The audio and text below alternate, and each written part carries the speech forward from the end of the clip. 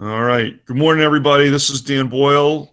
This is our advanced Google Classroom session that we're recording for the Triton webpage as well, or the Triton PD page on YouTube, as well as for the group that's here already.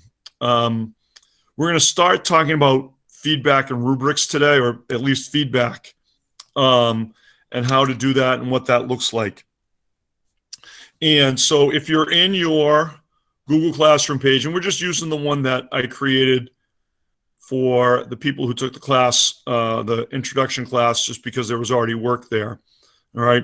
You're on your classwork tab, and you've created an assignment for, in this case, the Korean War. Okay. And the students have worked on it, whatever it is.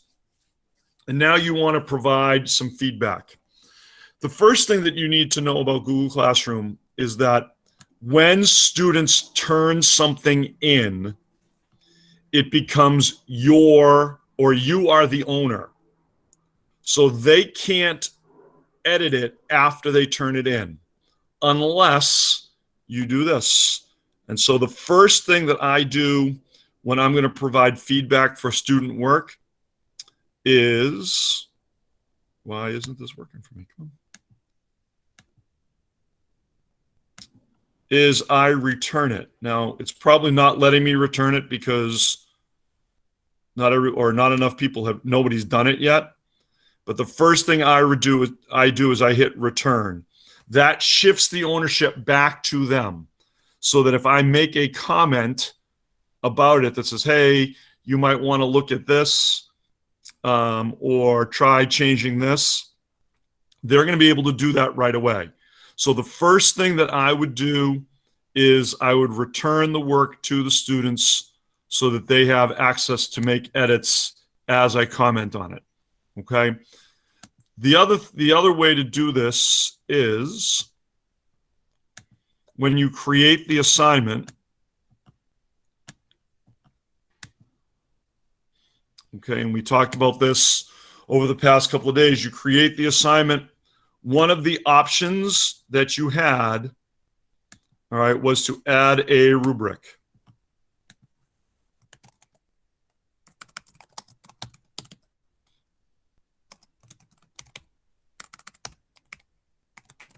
Okay, and I'm going to add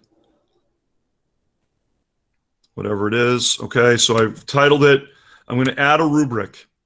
I can create a rubric if I want to just build it on the fly here.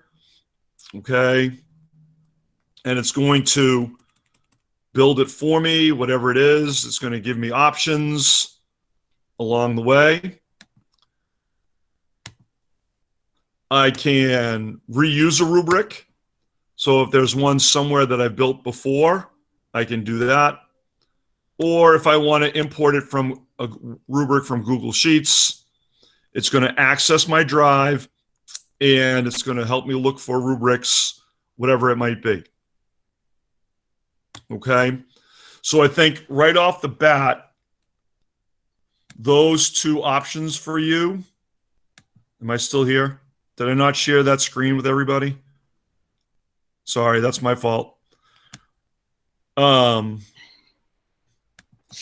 Just again, sorry, my fault. I thought that I had done this, but I hadn't. So the first thing you're going to do, so I've assigned it. The first thing that I do when I get this done is I click on that and I return all of the work to the students. For whatever reason, that's not working, but it should. I return the work to the students, and I go from there so that they can make edits.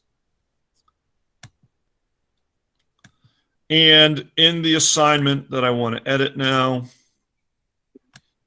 I want to add a rubric. Okay, whether it's create one, reuse one, or import from Sheets. Okay, and I think this is the beauty of Google Classroom, is that it opens the door for all sorts of communication, collaboration. It's going to help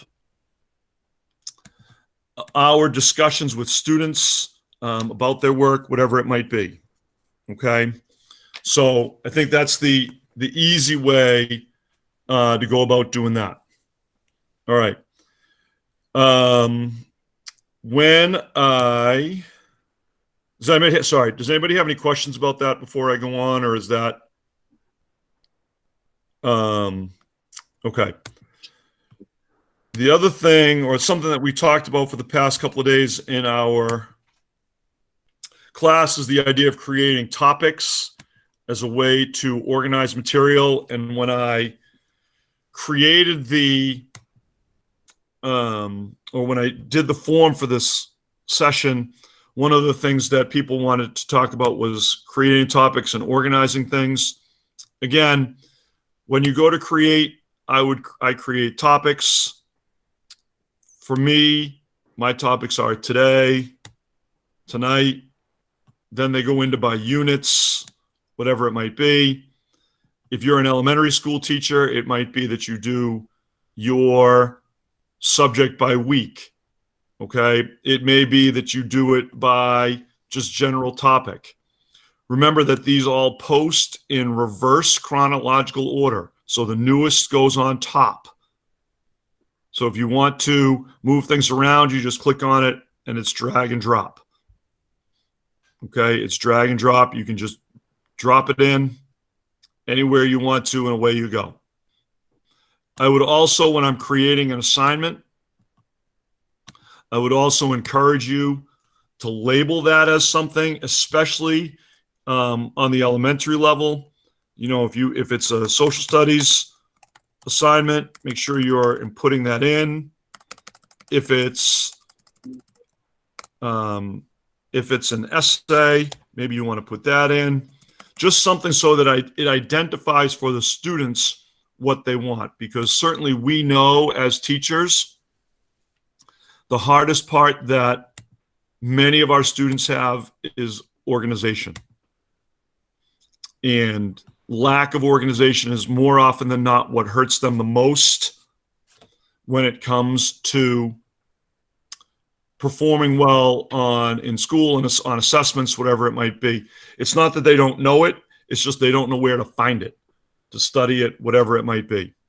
Okay. All right. The other thing that people wanted to know in this sort of advanced setting was how to attach links, videos, items from Google Drive, whatever that might be. You're just going to go down and use the add feature in the assignment. So again, when you create the assignment, you're going to go down to add. If you want to add something from your Google Drive, just click on that. It opens it up.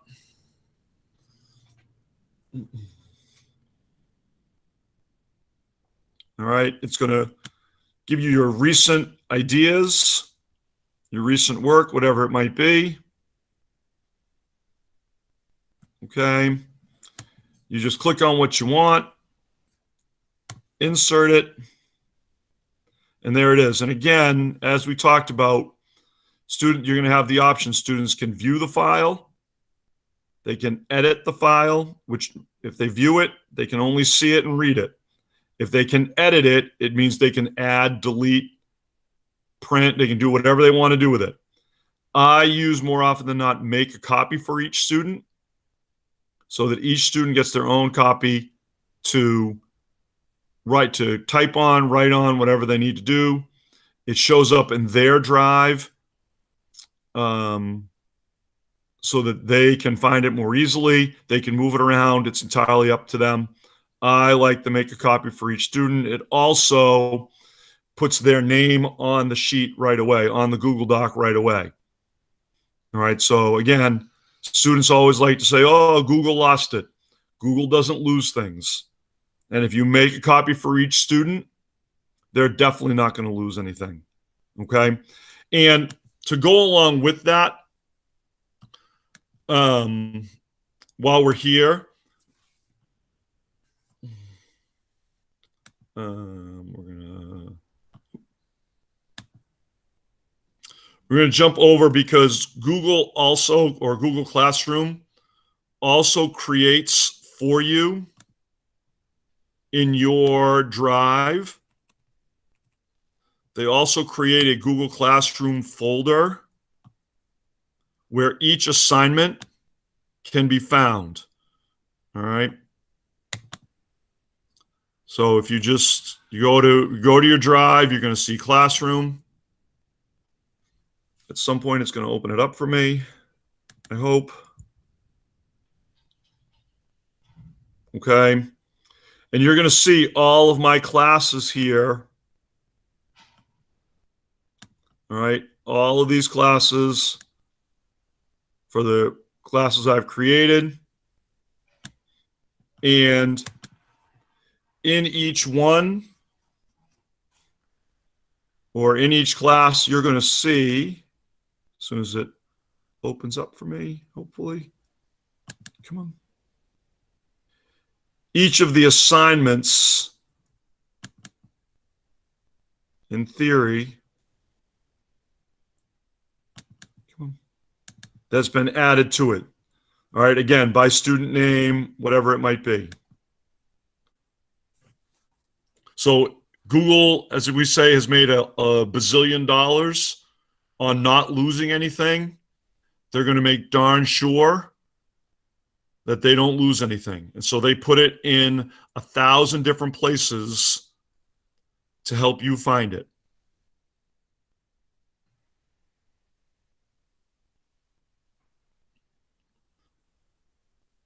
All right, let's see if this works this time. There it is. Okay.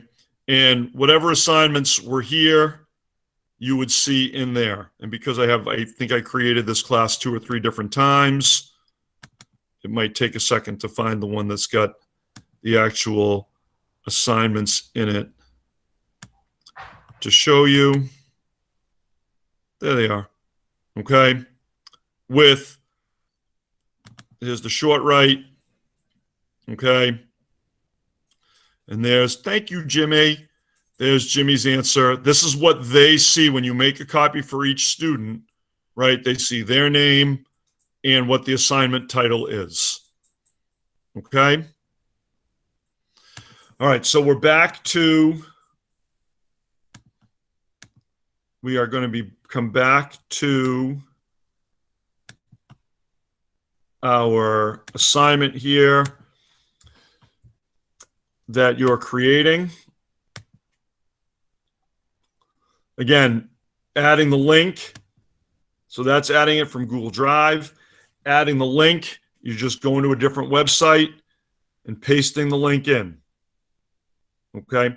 If you're using a video other than YouTube, this would be the place that you'd put that link in.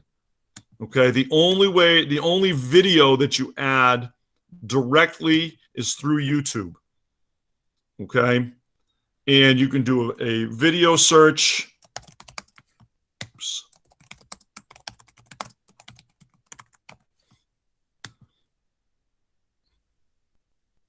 Okay, whatever it might be. Great. Add it. And away you go. And there it is. Okay, it pops right in. And the students would see that right away.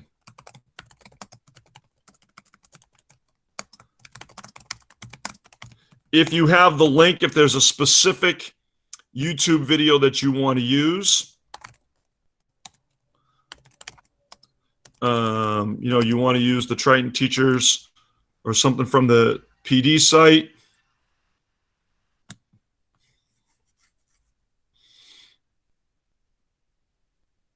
Okay. Come on.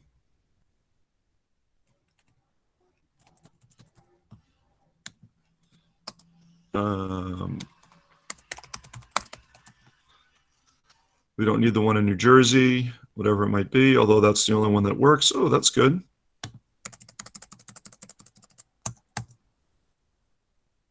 It's amazing what happens when you go sometimes. All right, so here's our graduation from this year. If you want the specific video, all right, if you know what you want as a specific video, you can highlight it, copy it, you go to YouTube, you can paste that link into the YouTube box, and it will go and find it. So if you know specifically which one you want, you can add that in as well. Okay? All right. Let's stop sharing that. All right, questions about adding. I know we talked about some of that the past couple of days, and I know a number of you were a part of that as well. Tara, do you have a question? Go ahead. I do. And sorry, I know I missed the first round, but I've used Google Classroom in the spring. So my question is, pertaining to what you were just spoken about, I have a couple of questions for later, but how can we be sure that the YouTube videos are safe? Is that something we need to monitor closely ourselves, or does the Triton district monitor that for us? Yes. Yes. All videos that go out to the students have to be approved. So when you're on YouTube, hold on, I'm going to pull something up here for you. Okay. Yep. Let's do this. Let's do this. Come on. All right. So here's the YouTube video of the wonderful Stevie Wonder music that I was just playing, because it is Stevie Wonder Wednesday.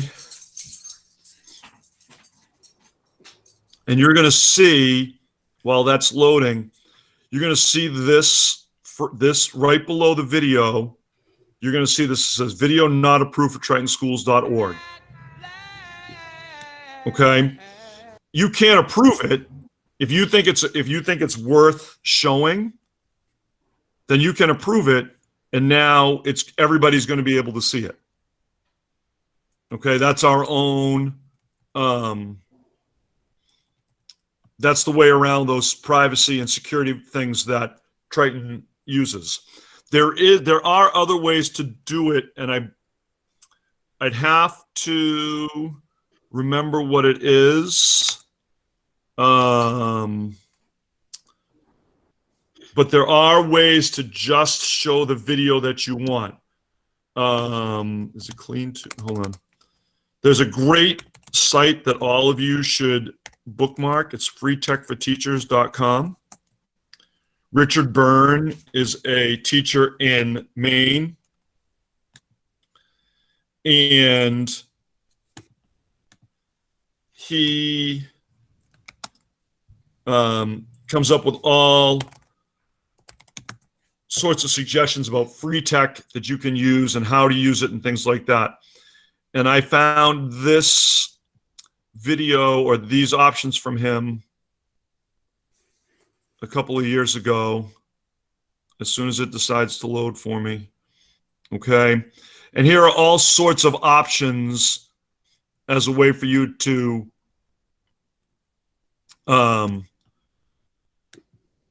share YouTube videos without any of that.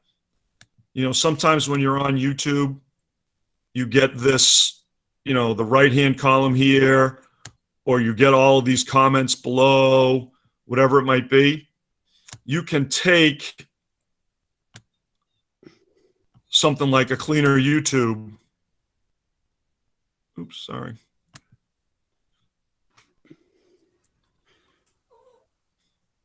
Oh, goodness me. Of course it is. Welcome to live television. And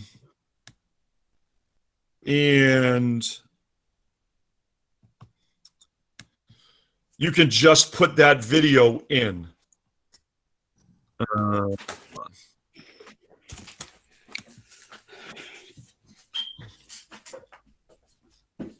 Right, so, but you got to take the link and go to a different, and put it in a different spot. Is it like a washing machine almost? Yeah, it very much for the video is. This is what it is. Save share. This is the one I use all the time. SafeShare.tv. So I take the link from that same Motown that I just had.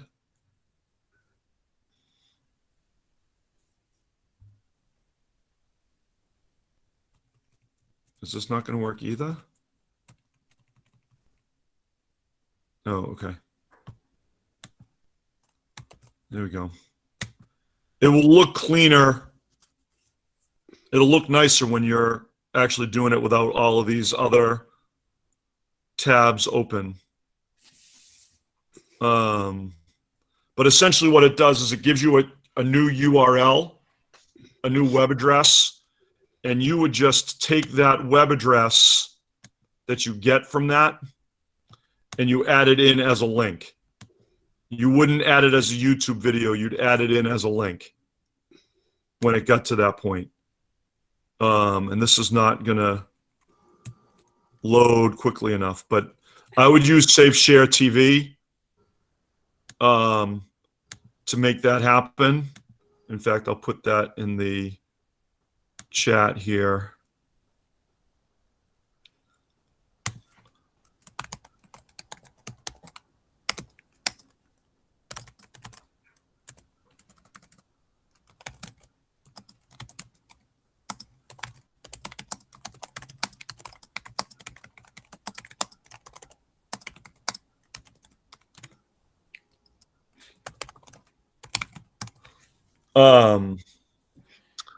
And that should work. That should work fairly well for you, Tara. And it's simple. It's just copying and pasting the URL from the YouTube video in. Yes, does that make sense? Yes. Okay. What was your other question, or is it later on? Is that me or you? Can you hear me? I can't hear you.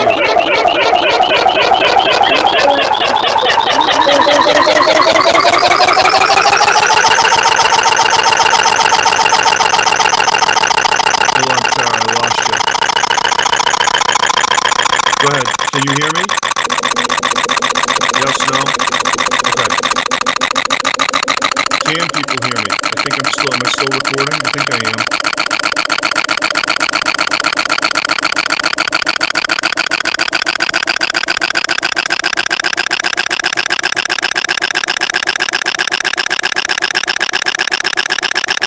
Hard to tell. I just want to make sure before I go further.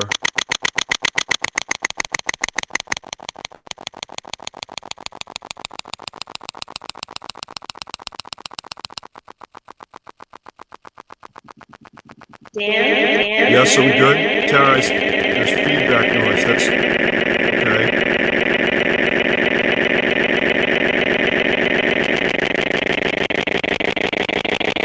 That's okay.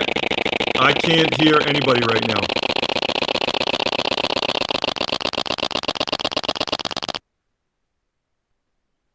Let's try that.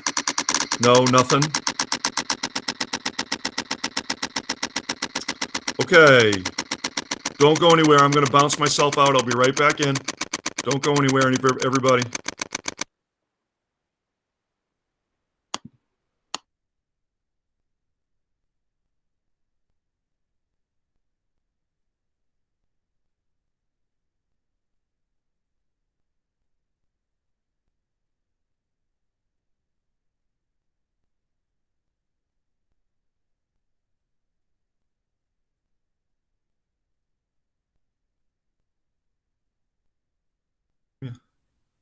All right, I think I'm back. Yes, am I back? I'm back. All right, that's cool. Tara, did you have another question? I'm sorry. I feel like did I answer that first one for you? You definitely did, and thank you so much. I don't know what just happened there. It was really scary because like everything was on. I don't know what happened to everyone else, but my computer was just making some crazy noises as if it was going to explode. Oh, Like it really did some weird things I've never seen before. But my question is, I had two other questions from my use in the spring. yep. One of them was, how do I easily see when a parent or student has emailed me? And maybe you can do that later. I don't want to interrupt your flow. And also, the other thing was regarding the assignments that you were showing us. Yeah. Something I ran into was when I wanted to print out my list of assignments that I had already given so that I'm not doubling. It was very complicated because I did a lot of scanning and sending to my kindergarten class. Yep. How can I see all of them or print them out? When you say all of your assignments. And that was it. Okay, hold on. So I'm going to come back here for a second. So when you're, come here. All right. So I'm in my classwork tab. Yes, Tara?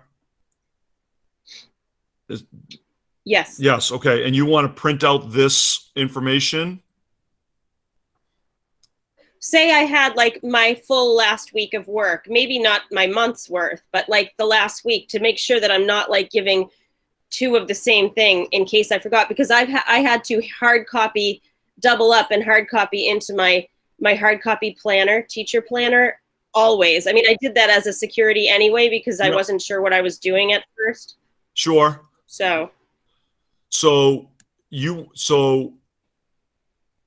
And this is where I guess I would go with the topic idea and how to how to move things around, right? That if you're creating a topic, and I think that I would, especially with your kindergartners, right, for whom organization is going to be important and their parents are going to be helping them. Let's be realistic about where we're at with this. Okay. I might make a topic that says math today. And I would only put one, like whatever that assignment is, under that topic.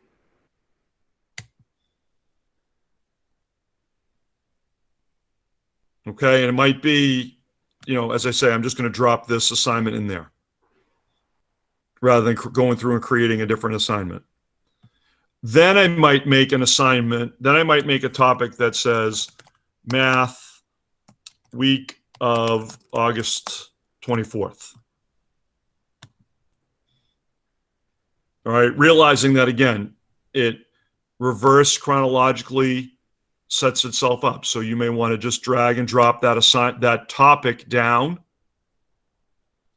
And then you posted this assignment on Monday, you're posting a new assignment for Tuesday. So you take Monday's assignment and you put it in under that topic. Is that helping you at all, or? Yes.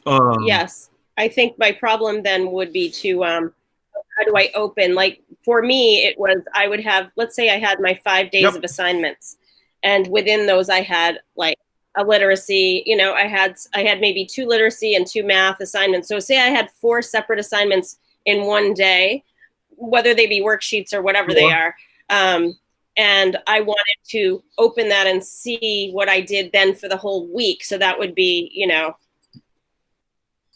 maybe 20 assignments a week. So you wanted I wanted to print them. The individual assignment. I get the problem is, so not just the day, but so that I could see it all. Right. The problem with Classroom is that it doesn't print neatly because it's an organizational tool. Right. So whatever you are adding in to this assignment, right? This is where you'd be, where you're adding something in from here. Whatever you're adding in, you're going to have to open the assignment to see what you added. If that makes sense. It's not going to print neatly for you, which I know doesn't help you at all. I'm sorry about that, but Yes, no. That's okay. That's great. Thank you. Yes, no worries. That's fine. We appreciate that. And that's why I think from my point of view, it's important to be as specific as possible with what your assignment is, so that you really only have to look at the assignment and you know what's in there. Right? If you're doing social studies, Pilgrim, the first Thanksgiving, by just looking at the title of that, you will probably have a pretty good idea of what links you put in and what documents you put in, so that you know you're not doubling up. I think. I think that's fine. Yeah. Thank you. Yeah. Okay, that's fine. That should work. Because again, I think especially with the littles, with those kindergarten, first graders, second graders, you're really asking mom and dad to understand what the assignment is, and you want to be as specific as possible for them, because the communication tool that we have here only works if the communication is clear, which I think brings you to your next question, Tara, about how you see what they see and how you get emails back and forth. When you invite or when you share this code, the class code, with your students, with your families, right? You're gonna have to send that home in some kind of an email that includes that code. Okay. When you include that code, I would also say, if you want to be added to the Google Classroom to get updates, send me your email address and I will put it in. And that's when you go to the People tab, you invite them as guardians, and you type in their email and you click invite. And then they get to see the assignments in an email from Google, not from you, but from Google. Okay, so they're not going to see the same page that your students see.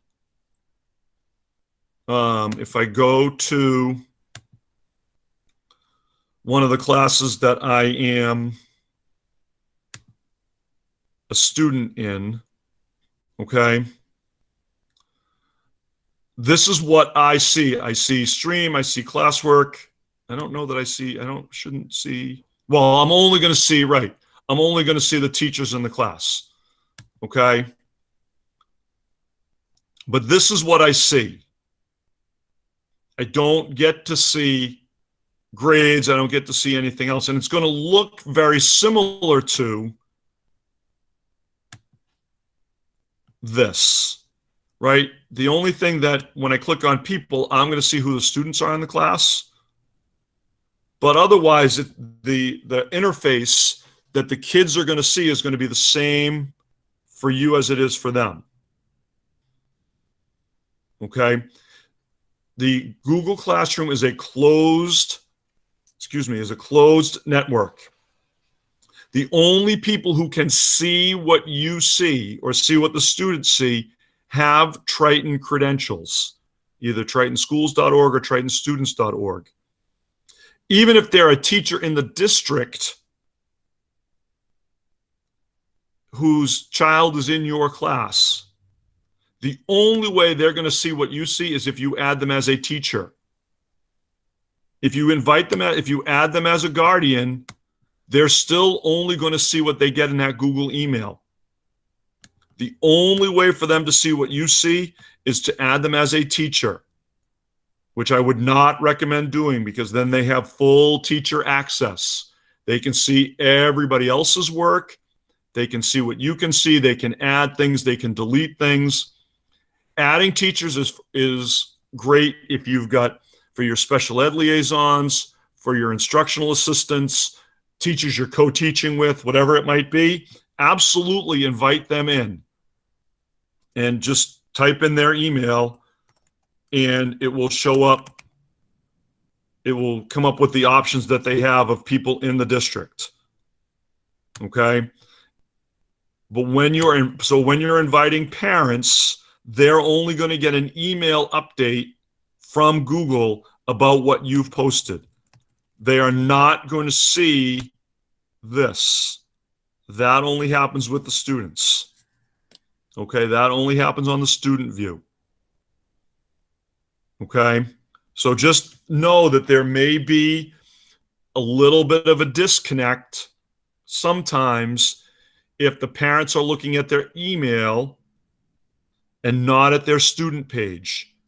Encourage them often to look at their student page. All right, to look over their student's shoulder, their child's shoulder, and see what they see. All right, to help them out with that. Okay? All right. Are we good? No worries, because I want to make sure that I'm clear about that, because I think we as teachers only see one view all the time. So it's hard sometimes to know what the other view is. So that's why I think sometimes it's good to be a student in somebody else's class in your school. Like if so that you can see what the student view is. Like Melissa Davis is an English teacher at our school. I jump into her class as a student to help her, so she gets so she can say, hey, what does that student view look like? Well, here it is. You can look at it from here, whatever it might be. So sometimes jumping in as a student in those classes helps the other teacher out a little bit along the way as well. Okay. So when you get emails from parents, they're going to come into your inbox just as they would normally. And you're going to, just as they're going to come into your Triton Gmail account as they would ordinarily, and go from there. Okay. Dan, I think that was one of the issues that I had, is that in the beginning, for the first month or so, it was very difficult for me. Like, some of the parents would tell me that they were trying to get in touch with me through the Google Classroom, but it seemed like they were two separate things, that they would be sending me messages through their students' Google Classroom account on the Google Classroom. But unless I actually went to that student's name, and I literally had to go through each student to make sure I wasn't missing anything, because I only got some notifications on my regular school email, and that's where the glitch was. So I always felt that I was kind of behind the game with the parent if I wasn't checking all the time to make sure. You weren't checking. That was my big problem, is I felt like the school email I checked all the time, every day, a million times, but it wasn't, somehow it seemed that my Google Classroom messages, some of the parents were sending me messages only through my Google Classroom, within, I got it. I don't know how they were doing, but it was within the assignment return page. I know exactly what happened.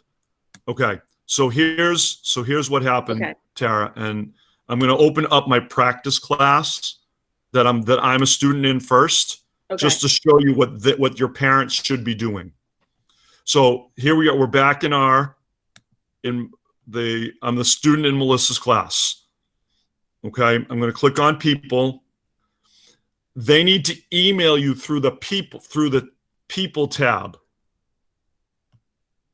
All right. And once I click on that email, it's going to open up for me an email to send at some point, someday, hopefully. There it is. Okay. So now I'm going to be able to send an email to Melissa. What it happened in your case, and I'm going to go back to our introduction class here, is they made a comment, right? So what they did, no, sorry, my bad. And this is why this was the problem, was when they opened the assignment in the student view, they can make a comment See how right here, how there are 2 comments about that?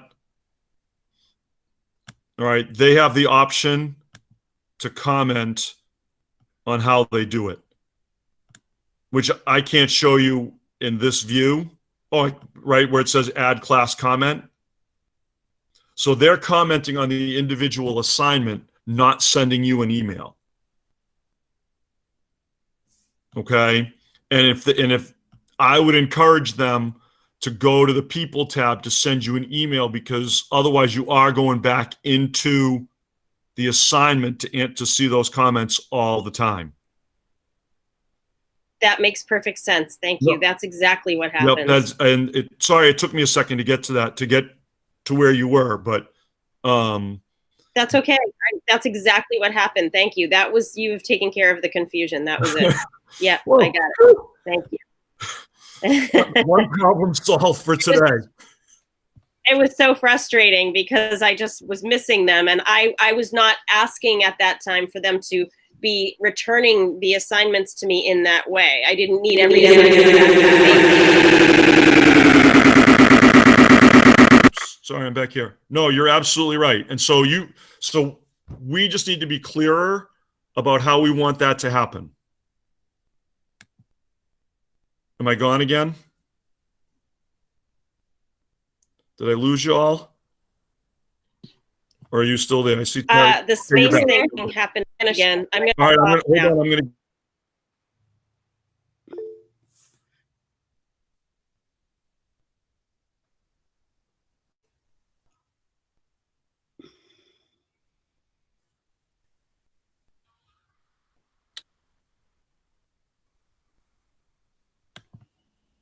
All right, now I'm back. I don't know why that's happening, but welcome to Google Classroom. Welcome to Google Meet. It is super glitchy. It's not as smooth as Zoom is at the moment, but I have a feeling it's what we're going to be using in a couple of weeks. So everybody's just going to have to learn to be patient with each other. Okay, are we good with that before I move on? Because I think this next piece is going to be something that's really important for each of us to think about as we're going along here, which is sharing the links to assignments in other classes and in other places. Okay, so I'm back on my page. I'm in my classwork. All right, I'm going up to create, and I want to reuse a post from a different class. I'm just going to go down to reuse post. It's going to pull up all of my classes, even the ones that have been archived from however long ago I started using this. Okay, they're all going to be archived. I can take I can open any of them and take any assignment that I want, and I can post it in there. Okay, great, fine, post, reuse. It's going to pull it up as an assignment with a due date, whatever it might be. It's going to, if I want to keep that topic, great. I hit assign. And now it comes into this class at that time. One of the big things, and there it is, that's the new assignment that I just created. One of the big things that I have learned this summer, and it has really been a game changer from my point of view, is I don't know how many of you are on Twitter or followed people, but there are all sorts of people who are going to be remote who have developed sort of a Google Slides presentation where they put the work for the week on one slide and they create links to different things from there. And for me, this has really been a significant development. Okay. So I'm just opening up my Google Drive here before I show it to you. because you can take the links from your Google Classroom assignment. All right. Here's your assignment, Victory in Europe. You can edit it, you can delete it, or you can copy the link to it. If I copy the link, it now becomes a hotspot. Okay, just as it would ordinarily. And I can now use it as a link. All right. So I'm opening up a presentation here. Okay. And just for the sake of the argument, as soon as this works for me, come on. There we go.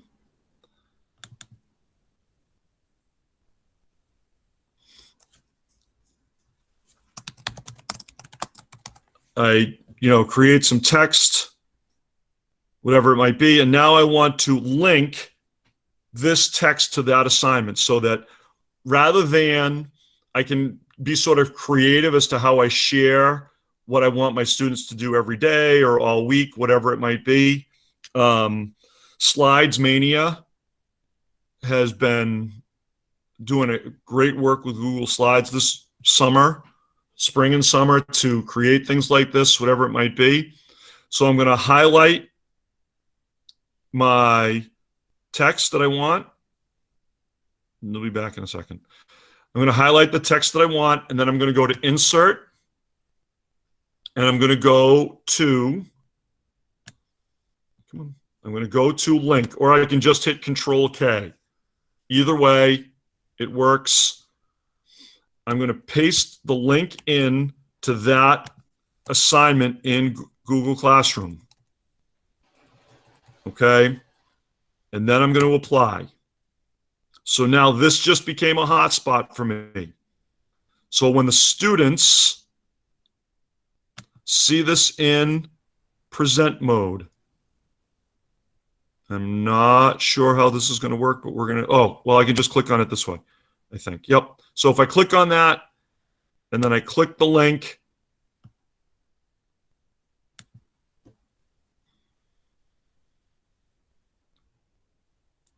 it's going to bring me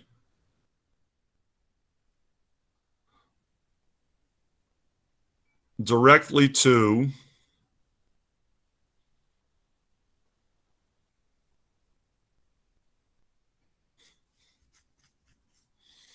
that assignment. Okay, and it's going to open it up for me, again, in the student view. Okay, now because I'm in the teacher view, right, I'm going to get to see student work, whatever it might be. Okay. But it's going to bring the students right to your assignment. So if you decide, I'm going to stop that. I'm going to come over here. If you decide that you want to get creative with how you share your assignments with them on a Google Slides or something like that, and follow the links, rather than, and again, this might be great for the elementary school students, whatever it might be, rather than having them go to the classroom page, which might get hard for them, or it might be too busy for them, too many words, whatever it might be. You want to use pictures. Okay, I can do the same thing with a picture.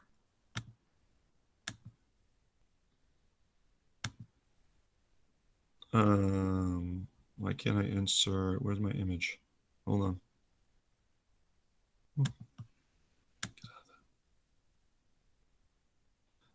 Anything that I can add to my presentation, I can turn into a hotspot. I don't know why. Oh, because I got to scroll up a little bit. There it is. Okay. Image. I search the web just for fun and excitement. All right. I look for a picture of Winston Churchill.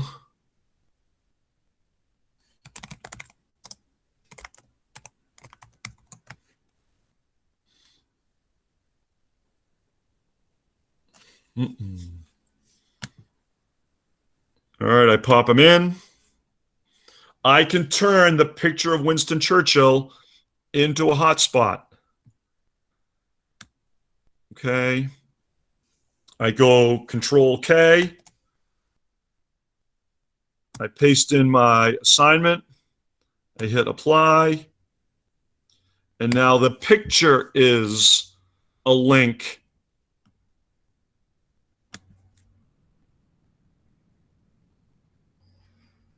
to that assignment.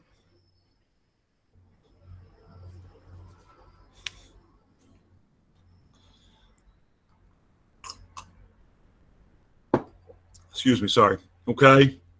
So this may be a way for you to share your weekly assignments, your daily assignments, whatever it might be, in a cleaner, neater way, or an easier way for them to follow sort of situation. Create a slide, put your links in as images, as text, whatever it might be, and then copy that link to that to your Google Classroom assignment, and everything else stays the same. They're just not seeing all of this. Again, that may be better for elementary students, where you only have one class for them, whatever it might be, or where they only have one teacher. It may be easier for them. For the high school students, I might do it with them as a, I guess as a cooler way to present the material, but there's some time that's involved with making that happen, right? There's some time that's involved in creating the Google Slides and things like that. I would, if you're looking for something like that, I would highly recommend taking a look at Slides Mania. I think it's slidesmania.com. She's got all sorts of Google Slides templates for free. There are file cabinets. It's truly has become a really great place for people to go and take a look at what's there as options for ways to sharing information with your students. And again, takes a little bit of extra time, but it may be easier for them in a self-contained classroom to look at something like that. Okay. Questions about that as I'm going on? That was one of my big game changers this summer and this spring, was figuring out I could just put links to Google Classroom assignments anywhere. Questions about that from anybody? Jump on in. Okay. The next thing that I want to do with you is talk about how Slides integrates with other apps. Can everybody still hear me? Just post in the chat. I just want to make sure. The hard part about doing this, when everybody blanks out their screens. Yes, okay, good. Thank you. Too many glitches already today. All right. This is going to be this Flipgrid is also going to be one of my go-to sites this year. For those of you that don't know, Flipgrid is a great tool to allow students to videotape or video themselves answering questions, having conversations. It can be an asynchronous conversation starter. There are all sorts of great tools with Flipgrid that I'm really excited to use with them, because I think it's going to be fun, and it's going to be a way for them to create some community along the way. But in Flipgrid, all right, there are lots of different ways, and I've done this with some other people here, but I don't know if I have a C period class. I'm just choosing that. I just made it at random. And I have a topic that I've created for them. Okay. And I want to share this. One of my options, at least it was at one point, there it is. One of my options is to share it to Google Classroom. So I can click on that, and it's going to open up a new tab for me.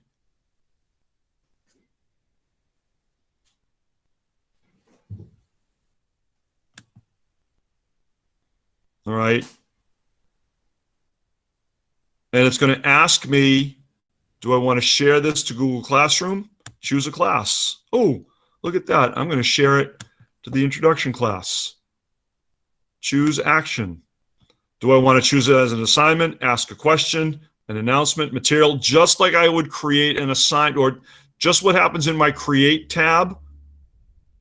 These are my options in my Create tab. It's the same thing.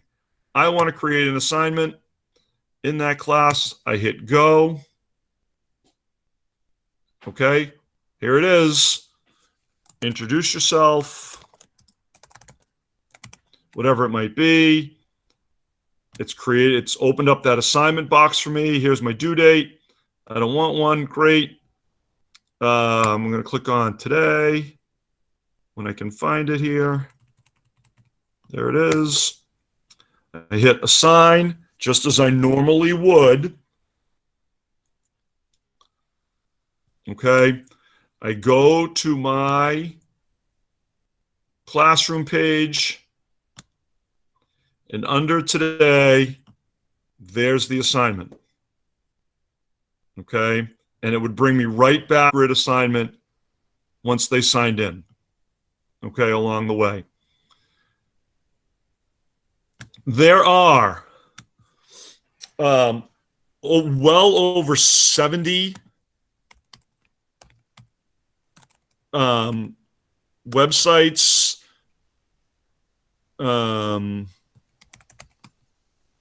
apps, whatever it might be. I'm going to link you to, I'm going to type into the chat here. Oops. A blog post that I use. If you're looking for great information about how to use Google Classroom more effectively, Shake Up Learning is a tremendous resource for that. And this, I know it says 20. All right. There's 70 on her site with that link. Come on. I'm just going to pull it up. Go. All right.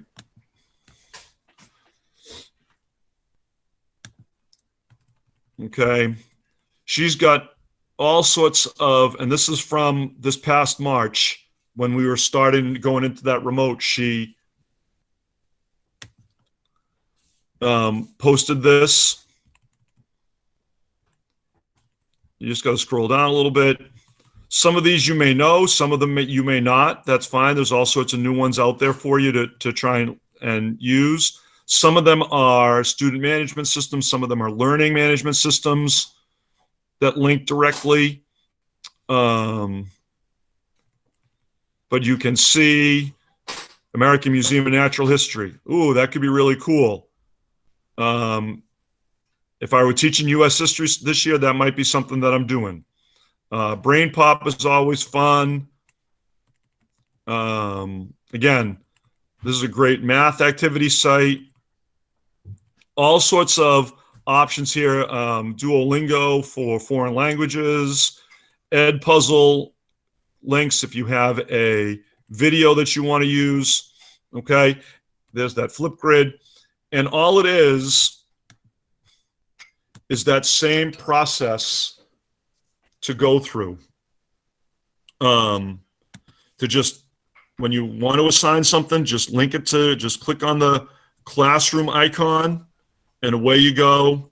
And it makes things so much easier when I know that automatically that assignment is now going to be in Classroom, and I don't have to copy and paste. I don't have to link. I don't have to rewrite the assignment. I've already written it once. Okay, I just click on it.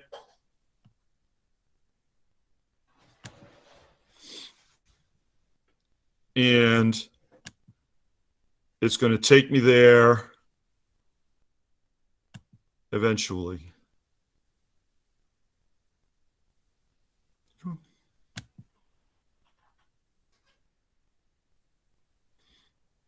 All right, and there's the assignment that I can now just go in and do what I need to do with. Okay, again, a really effective and helpful tool for teachers, where this year, so much of our lives are going to be busy, like finding seconds and days, not minutes, not hours, but seconds and days. And if something like that saves seconds, then I think that that's really valuable and really important for us along the way. All right. Questions about that I can answer for people? Or is, I mean, for me, as I say, that was a huge game. Margaret, you have a question? Go ahead. Yeah. Can you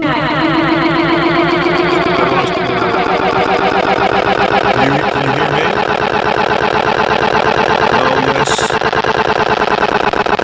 Set me up.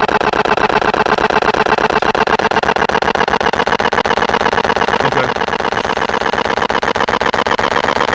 Can people still hear me? Yes. Thumbs up. Yes, we're good. Sort of, kind of. Okay. No, Margaret, they don't, because they're going to use their Google sign-in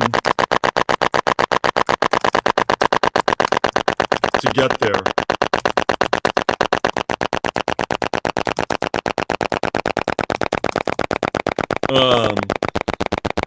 So no, they won't need anything other than what they already have.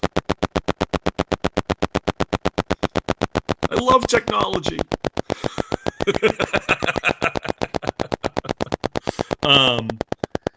Everything that I'm trying to show you, or all of those sites that link to Google Classroom, will allow students to use their Triton credentials to get in. Because we're a Google school, Triton has Google credentials, they don't need to use more than that. Okay? All right. The last couple of things that I want to show you here deal with both assignments. A couple of years ago, Google added an option to create groups. And this to me is really, really significant. So when I create an assignment, whatever it might be, again, I can just call it introduce yourself. Oops. And when I do that, I can choose who I want to share this with.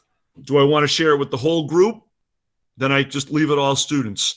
If I want to share with individuals for differentiation, for remediation, for extra work for those students who need a little bit of a push, right? I can assign this to just one of them, whoever I want to, and it will only show up in their stream, right? So if I share it with Jimmy, that's great. It's going to come up then as one student.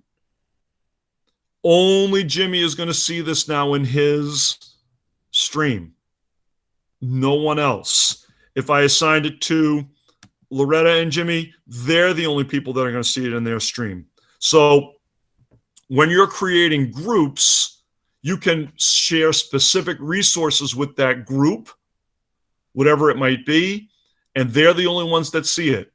If students are concerned about, or if you're concerned about students with remediation, who need remediation, you can share, the work that you want only with that student, and it only shows up in their stream, in their classwork stream, or in their stream. No one else in the class knows it, so no one in the class knows where they're at.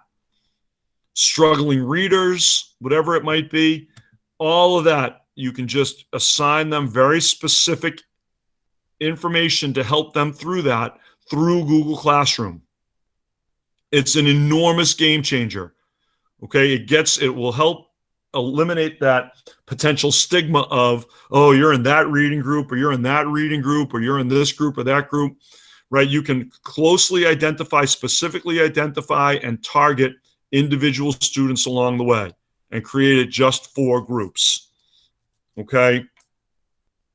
And then the last thing that I want to talk about before I open it up for questions from you is this, well, there are two things here, right? When you can create just material for them.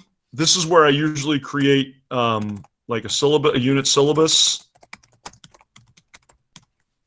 where I don't want them to answer anything. I just want to make sure that I'm sharing information with them. I go to my drive. I find the Google Doc that I want to share with them, whatever it is. At some point,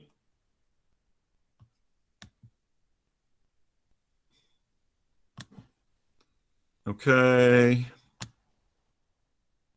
I find what I want to share with them, whatever that syllabus is. I click on it, I insert it.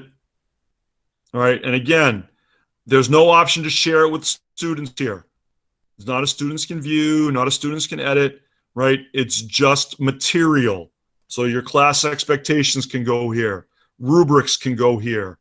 Syllabi can go here, right? Anything that you just want to share with them, you can still put it in a topic. You can still share it with everybody or just a few, whatever it might be.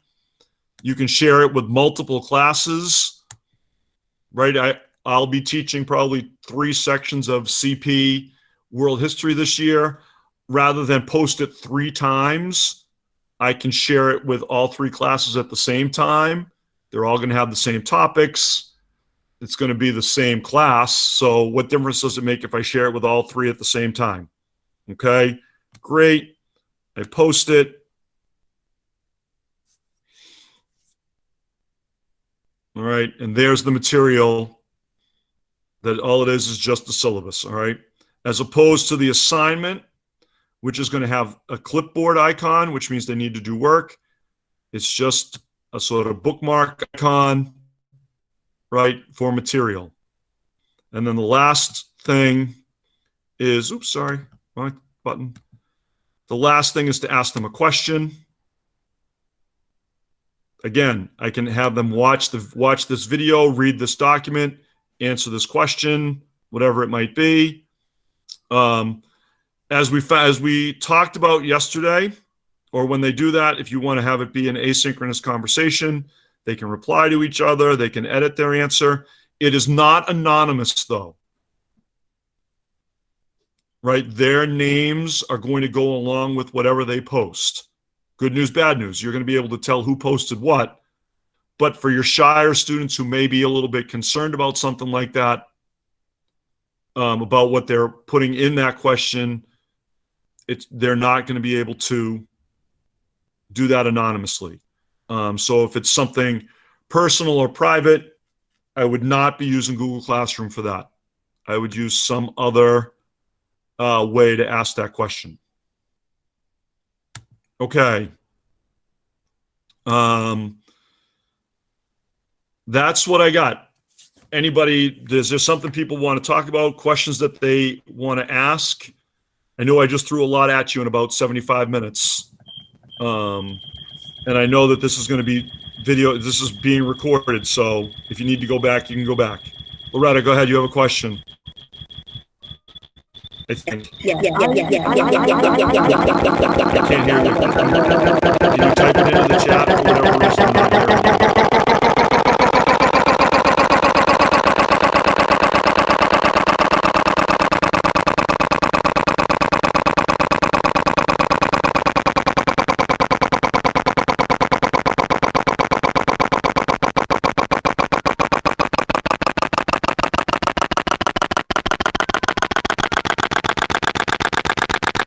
But for some reason, you can all still hear me, so I'm not quite sure how that worked, but.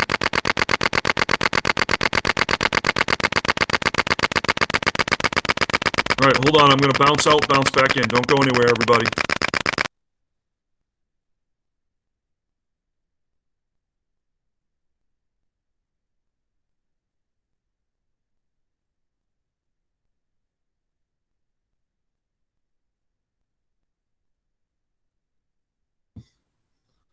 All right, Loretta, go ahead. I'm sorry. I think maybe did I solve the problem? Nope, I didn't. Oh, you're still muted, Loretta. Okay, the sound is okay now. Okay. Okay, we're good. We're back. All right. I tried to attach a file to my practice classroom from my Mac, okay? And I didn't see anywhere where how I could do that. Like there was nothing that said insert. So is there a step I'm missing? So is it a Google Drive file? No, it was a document on my MacBook. Okay, so it's like whatever Apple's version of Google Docs is, or Microsoft Word, something like that, or is it? Well, it was something I had downloaded, so it was a document that I had gotten from another site, but I was not able to attach it. So what you need to do is you should. Oops, let me hold on. I'm going to pop this. Go back to our classroom page here. Did you try in your assignment? Come here. Right, one of your options is when you add something. Did you just go to File? I believe so. Yes. Okay. So what you may need to do is, if it's not working that way, so when you add it from a file, right, it should open a download. Oh, it's just going to go to here. It's just going to go to Drive. Okay. So what it looks like you're going to need to do is upload that file, that document into your Google Drive. Okay. And then insert it from there. Okay. I don't know why it's not. In theory, it should. I would think it would do it the other way, but you're going to have to, I would say, upload it into your Drive and then put it in from there. Okay. Thank you. You're welcome. All right, Lily, you asked a question in the chat here. Hold on, I'm opening it up. Is there a way to send students a document? Yes. That they absolutely. So if you're just talking, Lily, you're just talking a regular Google Doc? Yeah. Yes. Or something that they can type and write on. So especially for my little ones, if they can't find the keys and they need to answer a question true or false or check a box or. So make it a document in Google Drive. Okay. Okay. And you're going to add it from your Drive at some point. Okay. As the spinning wheel of death keeps going. Just use this template, which is fine. All right. It's just this is just a KWL chart. Yep. Perfect. Okay. I already attached it. What do you mean? All right. And then you're going to have an option. That's because it was already there. Okay. You're going to have, these are your three options. The students can view the file. The students can edit the file. Or your third option when you upload a new document is each student will get a copy. I always choose the each student will get a copy option. It puts their name on the document. And then they can type, they're the only ones that type into it. And then when they're done, it says turn in on their view, right? They're going to see a button that says turn it in. Okay. They turn it in and you get it right back. Even if they don't turn it in, let me X out of this for a second. Even if they don't turn it in, you're still going to be able to click on it and see the work that they've done or haven't done. Oh, so in progress, I can see. So you're going to be able to see in progress at some point. I'm just opening up the chart here. Right? You're going to be able to see in progress what they're doing. Okay. And you can, again, great for feedback, right? I can assume while I'm watching them type that, I can type in and say, yeah, you know, are you sure this is what you want to say? Okay. So even if they don't turn it in, you can do it while they're typing on it. And once they turn it in, they can no longer edit it unless you return it to them. Okay, so once they turn it in, hold on, let me come back here. Once they turn it in, which is you're not going to be able to really see here, but it would say where it says assigned. Once they've turned it in, it's going to say turned in. Yep. You're going to be able to hit, you're going to be able to hit, you know, all students and return. Yep. And now they can edit it again. So what about my students who are in kindergarten and first grade and second grade, or that really can't type? And so I want them to check a box, or library media. So I'm thinking about the little ones. Is there a way that if they touch the screen, they can, is there a drawing feature or a pen feature? So you can, no, the short answer is no. Okay. The longer answer, because of course there's always a longer answer, is in your drive, create the question as a Google drawing. Okay. And then they can use they can write on the, I don't know if they can write on the drawing like on the screen. They might be able to. That's something I've never tried with them before. Weird noises again. All right, well, popping out, popping back.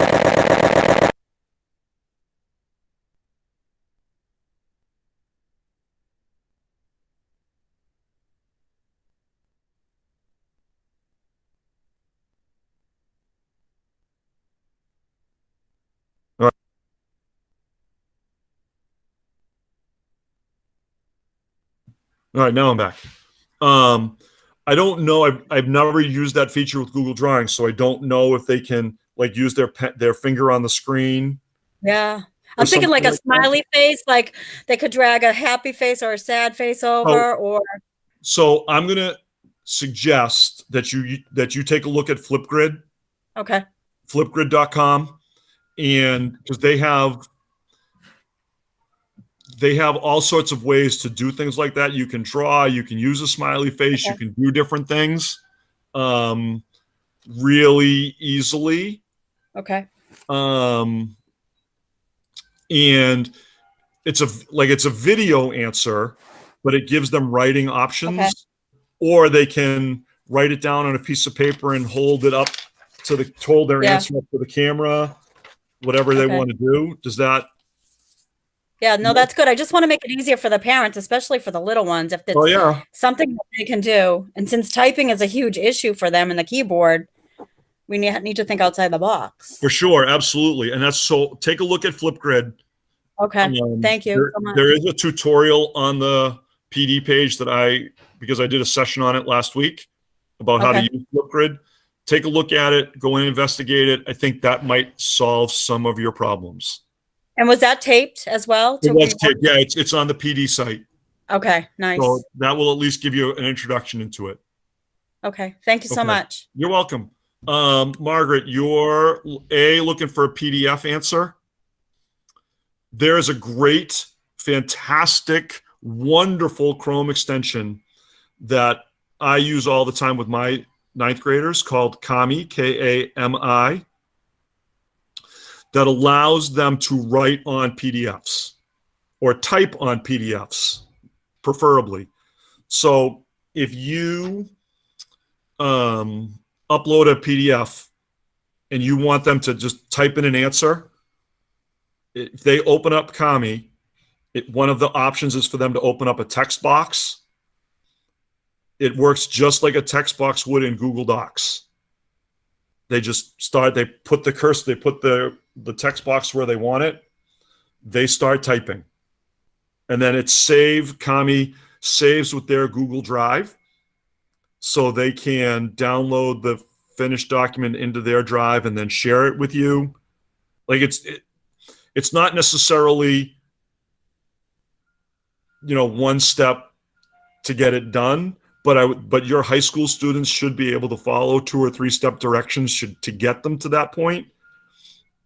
So as long as they're able to download it into their drive, they can add it back into your your classroom assignment from their drive. I love Kami. That was something I found 3 or 4 years ago, and it is super simple to use. There's a highlight feature that goes with it. Like I have my kids use it for close reading. I know, sorry, Margaret. That if they're reading a primary source document, they can highlight specific features of the document that will answer a question later on. Whether it's, hey, when was this speech given? Okay, I can highlight that so that when I go to answer the questions later on, I have the answer right there for them. There are lots of great options for them to do that with, and you can. And when you insert the PDF into your assignment, you can create a copy for all students, so that they're not editing each other's PDF. Yes, does that work and make sense? Okay, yeah.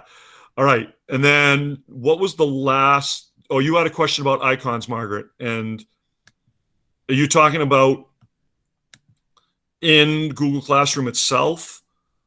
So that if I am here, like, are you talking about the student names here, or get out of those boxes? So you just see a list? Yes? Yes, okay, sorry. I don't know. I'm going to say no, because honestly, I don't know the answer to that question. I think they only show up as tiles, because one of the things that you also can see, like I was just talking about with Lily, that you can see their work in progress. You can see from this view if there's work done on the page before you click on it. Right, so if Loretta had typed something in here, I would be at least I wouldn't be able to read it necessarily, but I'd be able to see that there's something written there, so I'd know where they're at with that. Does that, yes, no? Okay. Okay. Anybody else with any questions that I can answer for you? This has been a whirlwind 90 minutes. Good luck to the people who are watching this, who didn't get to do this live. Good luck to them watching it on the PD channel next week. Hopefully they'll be able to figure it out as well. Does anybody have any more questions before I let you go? You can always reach me. Please ask questions. I absolutely want to hear from you. I want to answer your questions, because I think Google Classroom is a great way to communicate with everybody and make this happen. Oh, Mac's right on time. And go from there. Last questions? Jimmy, go ahead. In Flipgrid, there's a button. Once you go through it, there's a button that says video moderation. Yes. Is that on or off? I would put it on if I were you, if only because you see those videos then before they go public. So if you're using Flipgrid, I plan on always hitting moderation first so that I see what they record and make sure it's appropriate before everybody else can see it. Turn on, absolutely. Now, it may be, and you may decide, Jimmy, after you've been with them for a couple of months, that you trust them enough to do that you've built enough of a community. as he shakes his head no. You may decide that you're good with that. Awesome. Great. You don't have to moderate. You may decide that you're trying to build some community right away and you don't think the kids are going to be inappropriate right away. Great. Don't moderate them right away. Okay. I guess. I would always moderate. I will do that. Other questions?